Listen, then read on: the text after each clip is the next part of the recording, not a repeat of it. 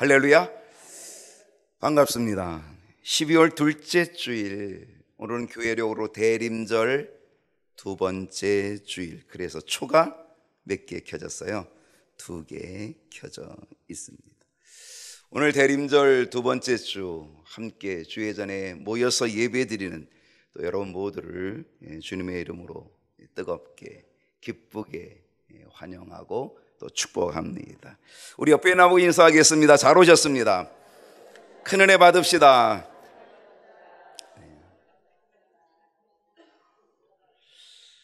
지난 주일부터 우리는 대림절을 맞이해서 12월 첫째 주부터 대림절을 지금 보내고 있습니다. 대림절이 넷째 주까지 있는데 오늘 두 번째 주일입니다. 이 대림절은 영적으로 교회력으로 새해가 되는 날이라 그랬습니다. 우리의 달력은 1월 1일이 새해지만 교회의 달력으로는 지난주가 새해가 출발이 된 겁니다.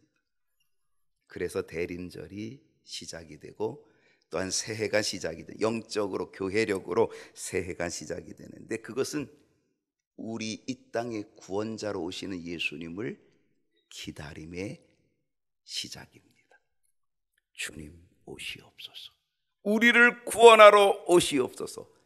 이스라엘 백성들이 그렇게 기다렸던 구세주, 그렇게 기다렸던 구원자, 그분이 오시는 계절, 이제 성탄절이죠. 그 성탄절을 우리가 준비하는 이 절기가 대림절이라는 것입니다. 주님 오심의 계절, 2023년 대림절, 우리 모두는 주님 오심의 길을 준비해야 될 줄로 믿습니다. 오늘 함께 나눌 말씀은요, 지난주하고 똑같습니다. 제목이 똑같습니다. 다 같이 읽어주실까요? 시작. 제2탄입니다. 본문도 지난주일과 똑같은 이사야 40장 3절로 5절, 똑같은 본문을 가지고 똑같은 주제를 가지고, 제목을 가지고 주님의 길을 준비합시다. 예수님이 이 땅에 오시기 전에 약 700년 전, 예수님이 이 땅에 탄생하시기 전 약 한 700년 전 이 땅에 활동했던 선지자 중에 한 사람, 이사야 선지자입니다. 그 이사야 선지자가 이렇게 선포했습니다. 이사야 40장 3절 하반절을 보면, 외치는 자의 소리여 이르되 너희는 광야에서 여호와의 길을 예비하라. 너희는 광야에서, 어디에서? 광야에서 여호와의 길을 예비하라. 이 광야는 이 세상이겠죠. 우리의 삶의 터전이 광야겠죠. 오늘 우리는 우리의 인생에서, 우리의 삶의 터전에서 여호와의 길을 예비하라. 이거는 이미 지금으로 맞다면 2700년 전이죠. 그때 활동했던 이사야 선지자가 선포했던 예언의 말씀, 선포의 말씀이었어요. 여호와의 길을 예비하라는 것, 이 하나님의 길, 여호와의 길, 이건 하나님께서 보내주실 우리 주님의 길을 예비하라 라고 하는 뜻이 들어있는 거예요. 그래서 이 대림절, 2023년 대림절 지난주부터 맞이하면서 저는 여러분에게 주님의 길을 준비합시다. 너희는 광야에서 여호와의 길을 예비하라. 그래요, 우리는 여호와의 길을 예비해야 됩니다. 하나님이 준비해 주신 길, 예수 그리스도 구원자가 이 땅에 오시는 길, 우리는 그 길을 우리는 예비하고 준비해야 된다. 어떻게 주님 오심의 길을 준비하라고 했습니까? 이사야 40장 4절을 보게 되면 골짜기마다 도두어집니다. 오늘 패어진 골짜기 있다는 거죠. 그 패어진 골짜기가 한 곳대가 아니에요. 여러 곳이 패어졌다는 거예요. 골짜기마다, 패어진 골짜기마다 어떻게 하라? 도두어라. 그 골짜기를 메우라, 메꾸라는 거예요. 뭐가 되도록? 평탄한 길이 되도록, 주님 오심의 길이 되도록 메워라, 준비하라 라고 하는 것입니다.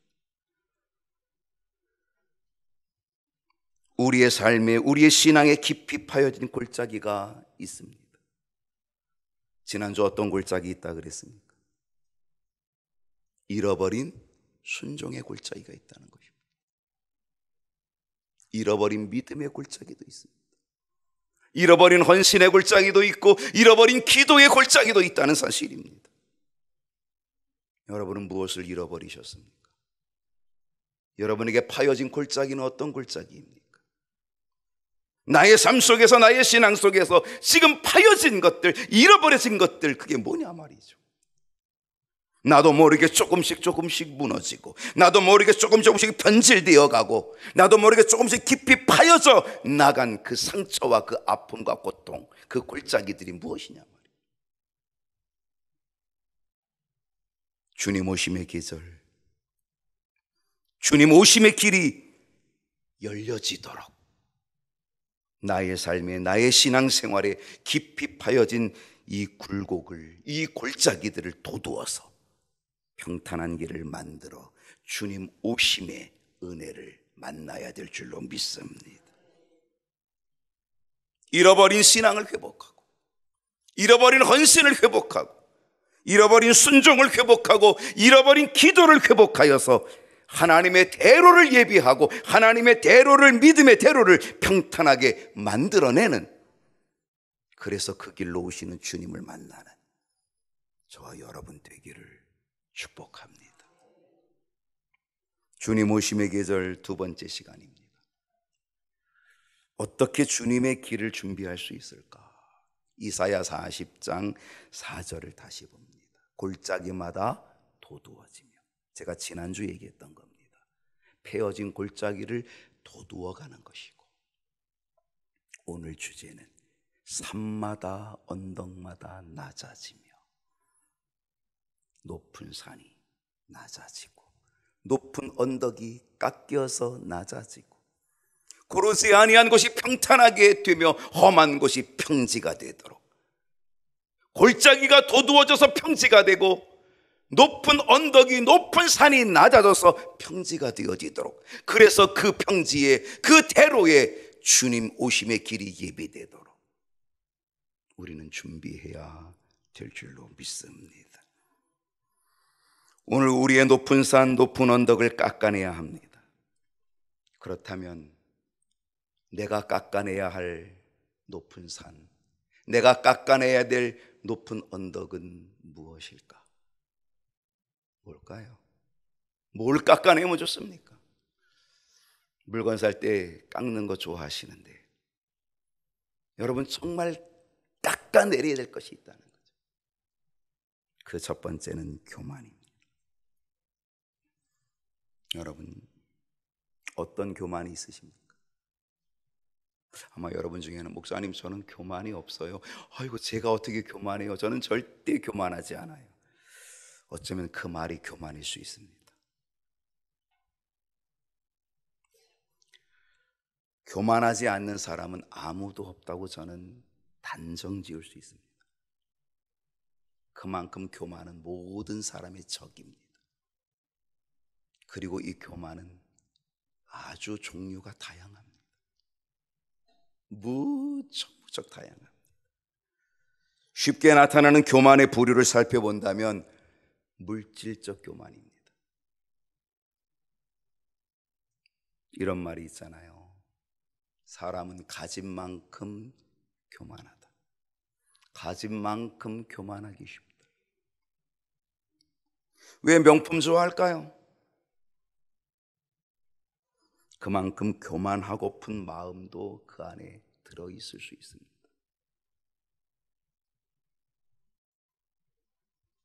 부자와 나사로의 이야기에는 부자가 가진 만큼 교만했음을 보여줍니다. 자기 집 앞에 있는 거지 나사로에게는 아무 관심조차 없었습니다.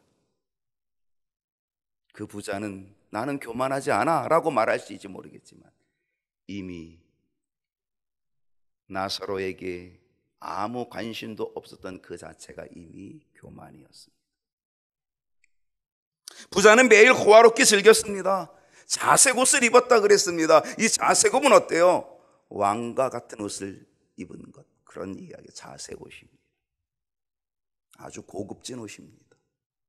왕들이 입는 옷. 이 부자는 자색 옷을 입었고 고운 베옷을 입었습니다. 요즘 말하면 대단한 명품을 입었습니다. 그러나 그 문 앞에 있는 나사로에게는 아무 관심이 없습니다. 물질의 교만은 나사로의 고통이 조금도 보이지 않았던 것입니다. 만약에 그의 그 교만함을 좀 깎아낼 수 있었다고 한다면 아마 나사로가 조금 보이기 시작했을런지도 모르겠습니다.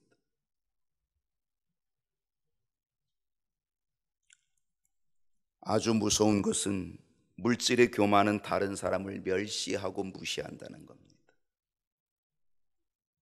나도 모르게 없는 사람을 멸시한다는 거죠. 우습게 여긴다는 거죠. 어떤 교만이 또 있을까요? 학문의 교만입니다. 지식의 교만입니다. 사람은 배운 만큼 교만하다라고 하는 말이 있습니다.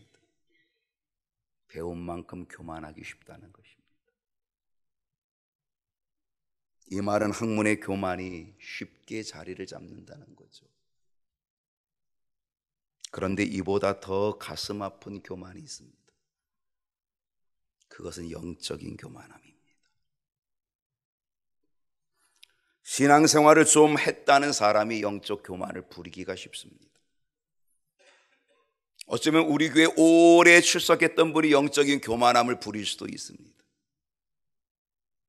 그것은 기득권의 교만이기도 할 것입니다. 내가 신앙생활 좀 오래 했어? 라고 하는 영적 교만함을 부릴 수 있죠. 자신의 신앙 경력을 내세우고 자신의 신앙 경력을 자랑하면서 영적 교만을 부릴 수도 있겠습니다. 때로는 기도를 좀 했다는 사람이 영적 교만함을 갖기가 쉽습니다. 영적으로 교만하면 귀가 닫힙니다. 자신이 하나님이 됩니다. 하나님의 말씀은 뒷전이고 자기의 생각이 하나님 말씀보다도 우선이 됩니다. 그래서 하나님의 말씀을 들으려고 하지 않습니다. 듣으려고 안 하니까 순종도 없습니다. 매사에 가르치려고 합니다. 마치 자기가 하나님인 것처럼 생각합니다. 그리고 그런 사람들은 보인다고 하고 본다고 말합니다. 그러면서 자신의 신앙생활은 형편없습니다. 사도행전 12장 21절을 보게 되면 헤롯이 나를 택하여 왕복을 입고, 헤롯은 왕입니다. 이 왕인 헤롯이 나를 택하여서 왕복을 입습니다. 왕이 왕복을 안 입어도 왕인 줄 다 압니다. 그런데 그는 구티어 왕복을 입었습니다. 왜 그랬을까요? 내가 왕이야? 그는 자기 왕에 대한 직분에 대한 지위에 대한 교만을 갖고 있었다는 사실입니다. 거기다가 단상에 앉아서 백성들에게 연설합니다. 일반적으로 연설하려면 단상에 서야 합니다. 백성들이 모여 있는데 왕이 서서 백성들에게 이야기를 하는 것이 당연할 것입니다. 그런데 이 헤롯은 단상에 앉았습니다. 얼만큼 앉아 있을까 생각이 됩니다. 머릿속에 그려집니다. 그의 앉은 자세의 폼 어땠을 것 같아요? 거들먹거렸겠죠. 팔짱을 꼈다든지 아니면 다리를 꼬고 그러면서 거들먹대며 그러면서 백성들을 우습게 여기면서 연설을 했을 그의 가능성, 그의 외모, 이미 그는 왕복을 입고 단상에 앉아서 백성들을 멸시하는 교만함을 갖고 있었다는 사실이죠.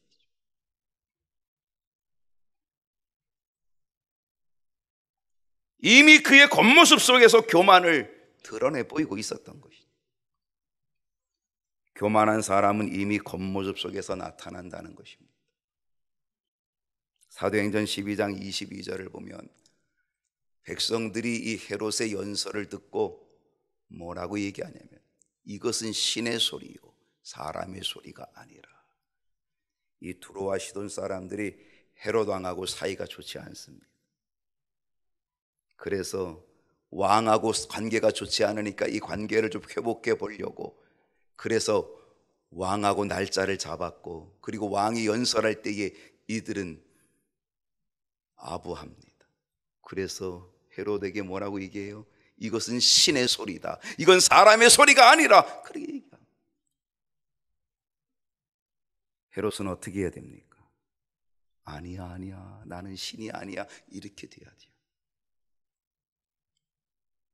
사도 바울이 루스드라에서 태어나면서부터 한 번도 걸어본 적이 없는 사람을 걷게 했습니다.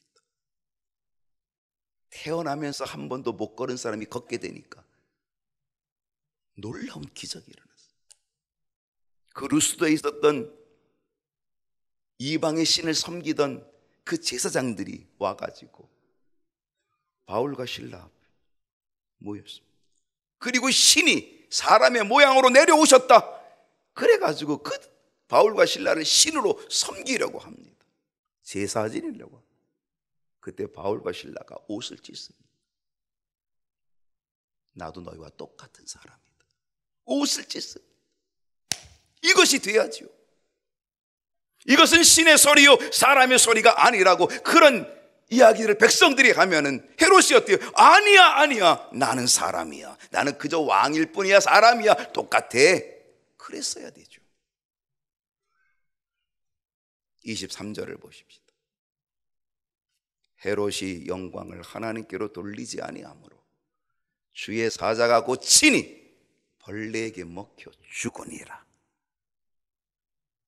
헤롯은 그 영광을 하나님께 돌리지 않고 그 영광을 자기가 가로챈 거죠.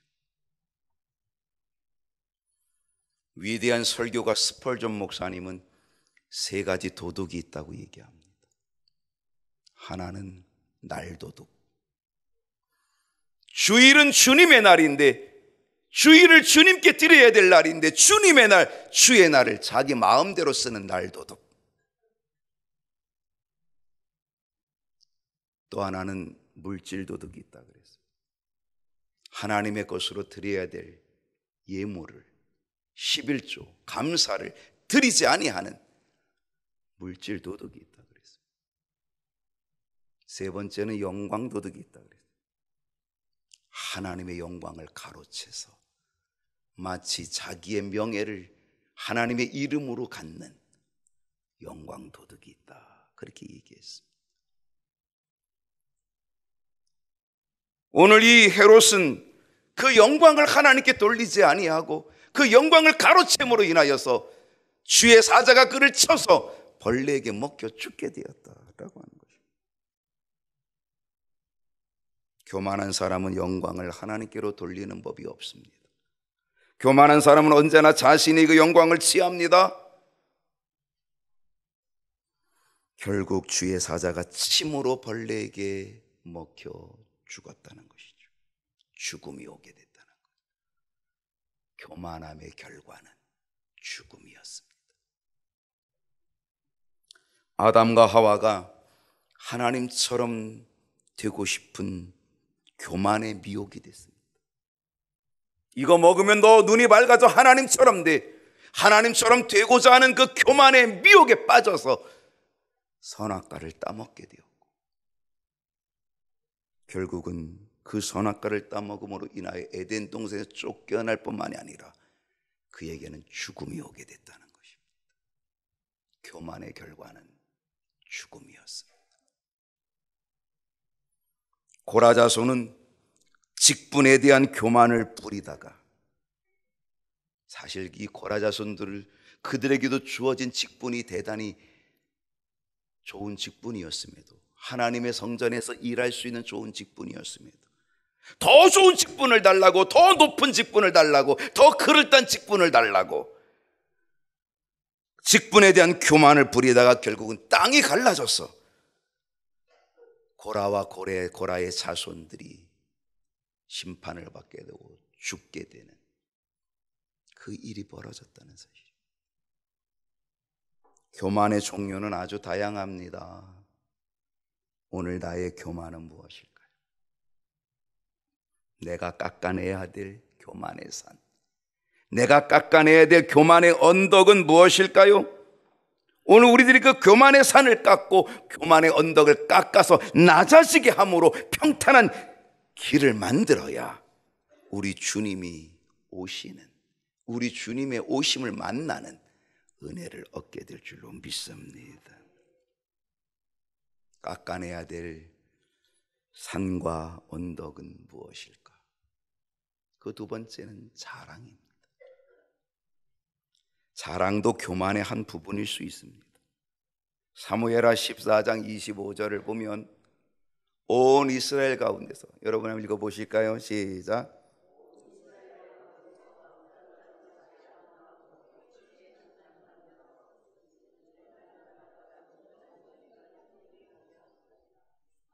압살롬은 다윗의 아들입니다. 왕자입니다.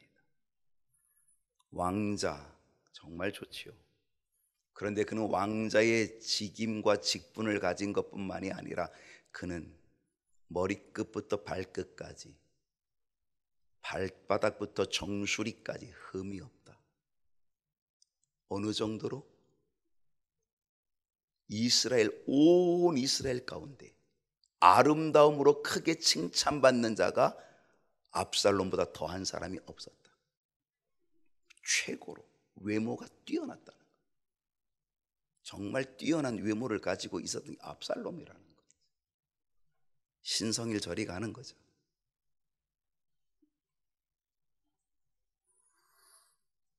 (14장 26절을) 보게 되면 그의 머리털이 무거움으로 연말마다 깎았답니다. 그의 머리털을 깎을 때에 그것을 달아본 즉 그 머리털이 왕의 저울로 200세겔이었더라. 이 이야기를 이 성경에다 집어넣게 되었다라고 하는 것은 이 압살롬의 머리카락은 세계적이었다, 놀라웠다라고 하는 것. 여러분, 이 머리카락이 사람에게 아주 중요하다는 것 아시죠? 아무리 예쁜 사람도요, 머리를 다 잘라 놓든지 아니면 제가 가위로 쑥닥쑥닥 해놓든지 그러면요 아주 볼품없는 여인이 되고 맙니다. 어떤 분은 저 강남 비장원에 가서 수십만 원 주고 파마하시는 분도 혹 있습니다. 아마 여기도 있을런지 모르겠습니다만은요. 왜 그럴까요?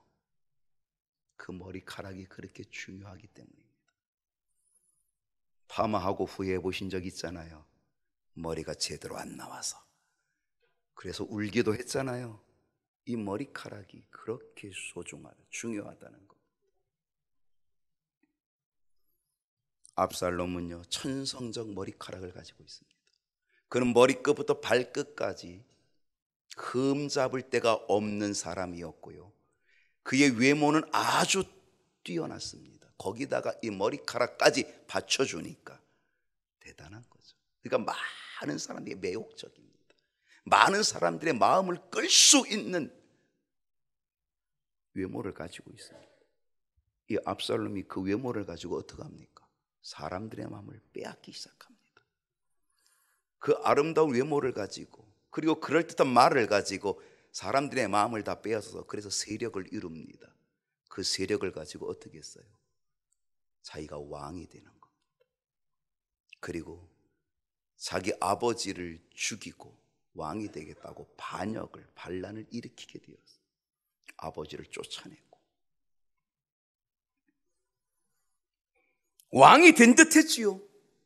아버지를 왕궁에서 쫓아내고 그가 왕궁을 차지했으니까 왕이 된 듯 했지요. 그러나 아버지의 군사들과 자기의 군사들이 아직도 전쟁 중에 있었습니다. 그 전쟁 중에 있던 이 압살롬이 자기가 그토록 자랑하고 있었던, 모든 사람들이 부러워했던 최고의 자랑거리였던 머리카락이 상수리 나무에 딱 걸렸습니다. 전쟁 중에 말을 타고 막 가는데 그 낮은 상수리 나무의 머리카락에 탁 상수리 나무에 걸려서 말은 빠져나가고 그 머리카락이 엉켜가지고 대롱대롱 매달려 있는 거죠.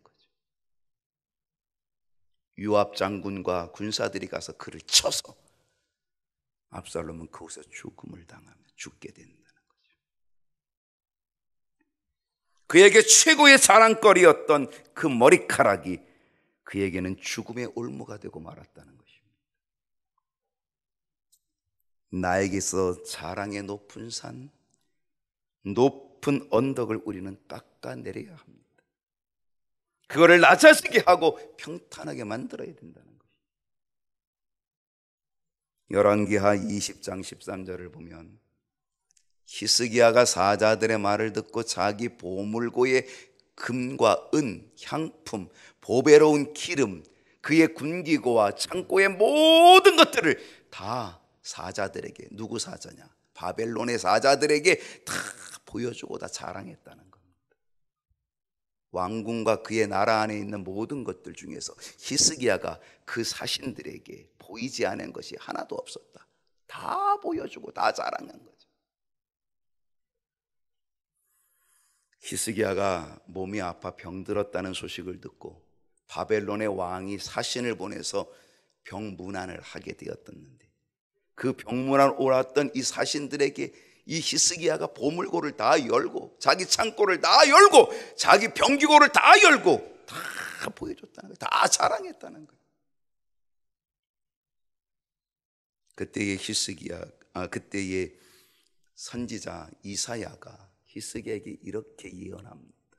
17절의 말씀을 보게 되면 여호와의 말씀이 날이 이르리니 왕궁의 모든 것과 왕의 조상들이 오늘까지 쌓아두었던 것이, 당신이 자랑하고 보였던 모든 것들이 바벨론으로 옮긴다, 빼앗겨서 다 옮김받고 하나도 남지 않는다. 그렇게 예언하고 그대로 되어지죠. 여러분, 무엇을 자랑하고 계십니까? 외모입니까? 의복입니까? 명품입니까? 물질입니까? 학력입니까? 직분입니까? 신앙의 경력입니까? 나의 자랑의 그 높은 산을, 나의 자랑의 높은 언덕을 우리는 반드시 깎아내야 합니다. 낮아지게 만들어야 합니다. 평탄하게 만들어야 합니다. 왜? 그래야 그 길로 우리 주님이 나에게 오시게 될 줄로 믿습니다. 주님 오심의 길이 예비되도록, 준비되도록 깎아내야 된다. 깎아내야 될 나의 산과 언덕은 무엇일까요? 외식함입니다. 이 말도 교만과 연관성이 있습니다. 여기서 외식함이라 그러면 사람들이 혹시 빕스에 가는 게 외식인가? 이렇게 생각할지 모릅니다. 여기서 말하는 것은 빕스에 가는 게 아닙니다. 여기서 말하는 이 외식함은 폼 잡는 겁니다. 빕스에 가도 폼 잡는 것이 될 수 있을까 모르겠지만, 바리새인들은요, 폼 잡는 외식함의 선수들이었습니다. 누가복음 18장 11절을 보게 되면 바리새인은 서서 따로 기도하여, 여기서 두 단어가 아주 우리에게 의미를 줍니다. 바리새인은 기도할 때 어떻게 기도했어요? 서서 기도했습니다. 왜 서서 기도했을까요? 나를 봐, 자기를 드러내고 싶은 겁니다. 과시하고 싶은 겁니다. 나 이렇게 기도 잘해. 서서 기도하는 거죠. 거기다가 어떻게 했어요? 따로. 나는 너희들하고 달라. 돋보이고 싶죠. 같이 있으면 자기가 잘 안 보일까 봐 자기를 드러내고자 따로. 이것이 바리새인의 특징이고 이게 외식하는 바리새인의 모습이었다는 사실입니다. 그러면서 뭐라고 얘기합니까? 하나님이여, 나는 다른 사람들과 토색, 불의, 간음을 하는 자들과 같지 아니하고 이 세리들과도 같지 않습니다. 나는 그렇게 된 것 너무너무 감사합니다. 이렇게 얘기합니다. 외식하는 자들은 언제나 자기를 드러내고 자기 의로움, 자기가 의롭다라고 그렇게 자랑하는 거죠. 나타냅니다. 다른 사람과 비교합니다. 그리고 나는 저들과 다릅니다. 나는 의롭습니다. 나는 우월합니다. 라고 자기를 드러내는 거죠. 누가복음 18장 12절에서 그들은 뭐라고 얘기합니까? 나는 일회에 2번씩 금식하고, 일주일에 2번 금식하는 거 쉽지 않습니다. 여기서 일회에 2번이라는 건 아마 이틀을 금식한다는 것일 텐데, 일주일에 이틀씩 금식하는 게 이게 보통 어려운 일은 아니죠. 근데 자기들은 이틀씩 금식한다고 지금 뭐 하고 있어요? 지금 자랑하고 있는 거죠. 또 소득의 11조를 드린다라고 그는 자랑하고 있는 거죠.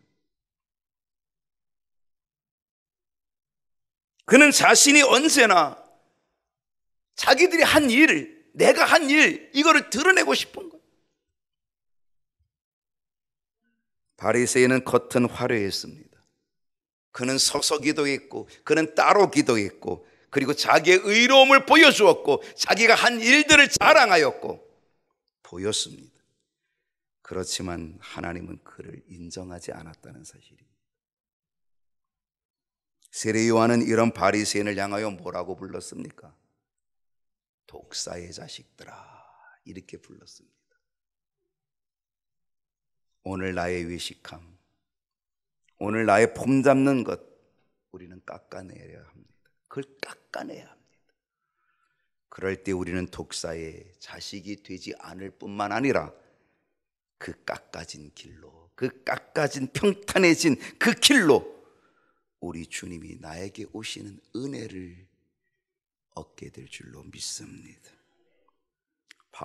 사도 바울은 자신의 높은 산을 깎아내린 사람입니다.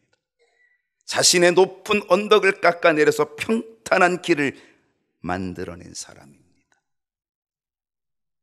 그는 바리새인 중에 바리새인입니다. 외식하는 사람 중에 최고로 외식하는 사람이었습니다. 그는 가말리엘 문화생이었고 최고의 학문과 지식을 가지고 있었던 사람이었습니다. 그는 율법에 철저하고 나를 율법으로 먼지 털어봐도 나는 조금도 흠잡을 데가 없을 정도의 율법의 의의를 가지고 율법의 자랑이 가득한 사람이었습니다. 그는 로마 시민권자였습니다. 어디서든지 우쭐될 만한 자랑이 가득한 사람이 사도 바울이었습니다. 그러나 그는 그 모든 것을 다 배설물로, 똥으로 여겼다는 것입니다. 빌립보서 3장 8절 말씀 보면 또한 모든 것을 해로 여기면 사람들이 그토록 갖고 싶어하는, 그토록 높이 올라가고 싶어하는 모든 것들을 사도 바울은 다 해로 여겼다는 겁니다. 이것을 가지면 나는 해로워, 이것을 버려야 나는 좋아, 다 해로 여겼다는 거예요. 내 주 그리스도 예수를 아는 지식이 가장 고상하기 때문이다. 주님을 아는 것, 이것이 최고야. 그 외에는 아무것도 아니야. 다 나에게 해로운 것들이야. 다 버렸다는 거예요. 내가 그를 위하여 모든 것을 잃어버리고 배설물로 여기면 그리스도를 얻기 위함이다. 주님 한 분만으로 만족하는 삶을 살기 원했던 것입니다. 그렇습니다. 바울은 그리스도 예수를 아는 지식이 그의 삶에 가장 고상했고, 그래서 그것 하나 얻기 위하여, 그리스도 예수 하나 얻기 위하여 자기에게 있던 모든 산들을 다 깎아낸다. 어느 정도로 깎아냅니까?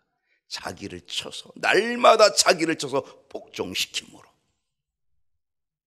그 교만을 깎아내고, 그 높은 산을 깎아내고, 그 언덕을 깎아내고, 자기를 계속 쳐서 깎아내고 그리스도 한 분 얻기 위하여 오늘 우리의 교만한 높은 산 깎아내야 그 길로 우리 주님이 내게 오실 것이고 우리는 그리스도를 얻는 은혜를 맞이하게 될 줄로 믿습니다. 주님 오심의 계절에 주님의 오심의 길을 예비하기 위하여 패어진 골짜기를 도두고 교만의 산들을 깎아내고 평탄하게 만들어 주님을 만나는, 내게로 오시는 주님을 영접하는 은혜가 있기를 축원합니다.